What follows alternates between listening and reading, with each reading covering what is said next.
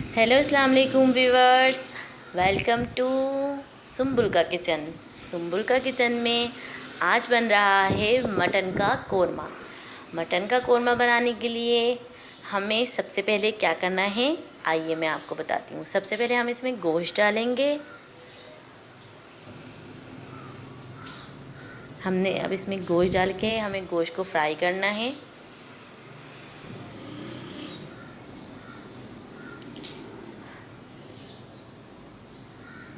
हमें गोश्त को फ्राई करना है। हमें गोश्त को इतना फ्राई करना है कि उसका कलर चेंज हो जाए। जैसे ही इसका कलर चेंज हो जाएगा, हमने अब इसमें ज़ीरा डाला है।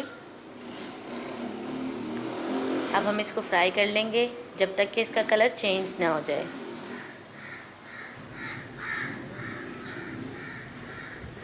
जैसे ही इसका कलर चेंज हो जाएगा, हम इसमें अदरक, मैंने 6 से 7 लौंग डाली हैं, एक लकड़ी का टुकड़ा डाला है और एक बड़ी इलायची, 2 बड़ी इलायची डाली हैं। ये हमने इलायची डाल दी है। अब हम इसको अच्छी तरह भून लेंगे ताकि इसका कलर चेंज हो जाए।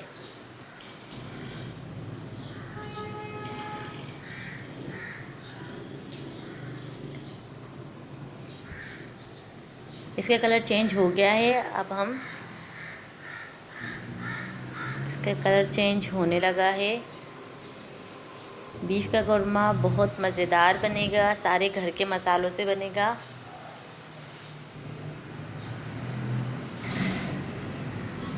अब हम इसमें डालेंगे अदरक लहसुन का पेस्ट।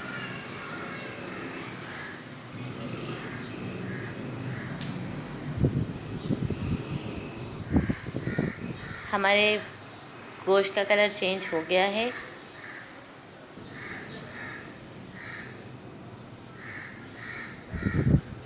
फ्लेम को हम स्लो करेंगे और इसके अंदर डाल देंगे हम अदरक लहसुन का पेस्ट। अदरक लहसुन का पेस्ट डालने के बाद अब हम इसे अच्छी तरह भूनेंगे। मैंने 1 टेबल स्पून लाल मिर्चों का पाउडर, 2 टेबल स्पून धनिया पाउडर और हाफ़ टी स्पून नमक लिया है। अब हम इसे डाल के भून लेंगे अच्छी तरह।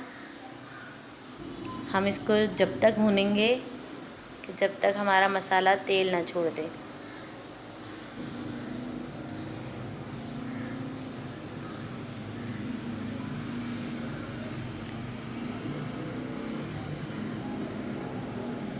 अब हम इसमें ऐड करेंगे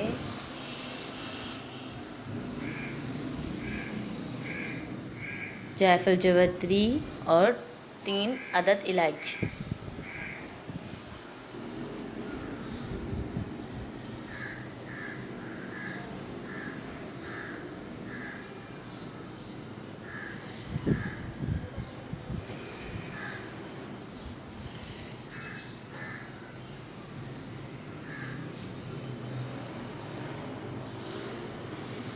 आपको इसको भूनते जाना है जब तक कि मसाला तेल ना छोड़ दे।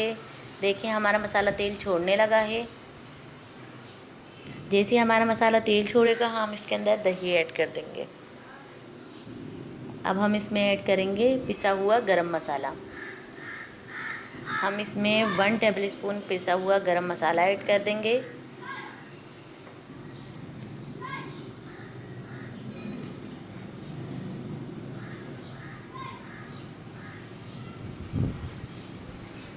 गरम मसाला ऐड करने के बाद इसे हम और भूनेंगे।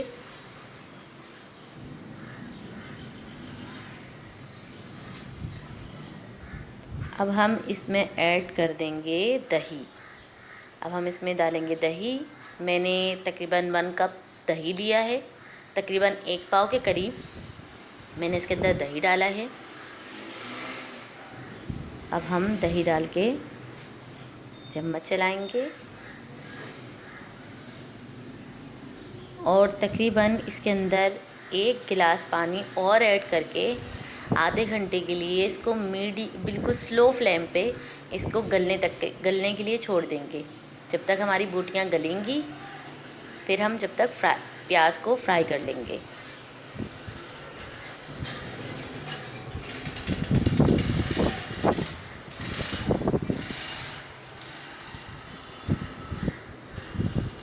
देखिए व्यूअर्स, हमारा कौरमा तैयार हो गया है और हमारी बोटियां भी गल गई हैं। अब इसको हम तेज़ फ्लेम पे, थोड़ा मीडियम फ्लेम पे इसको भूनेंगे। भून के फिर हम इसके अंदर प्याज को ऐड कर देंगे।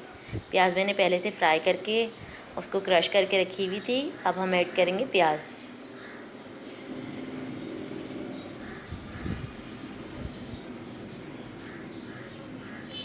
प्याज को देखिए व्यूअर्स, हमारा कौरमा तैयार हो गया है। अगर आपको मेरी ये रेसिपी अच्छी लगती है तो प्लीज़ मेरे चैनल को लाइक करें, सब्सक्राइब करें, शेयर करें और हाँ, कमेंट्स करके ज़रूर बताएं कि आपको ये रेसिपी कैसी लगी और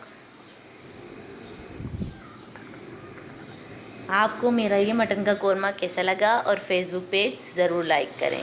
अल्लाह हाफिज़।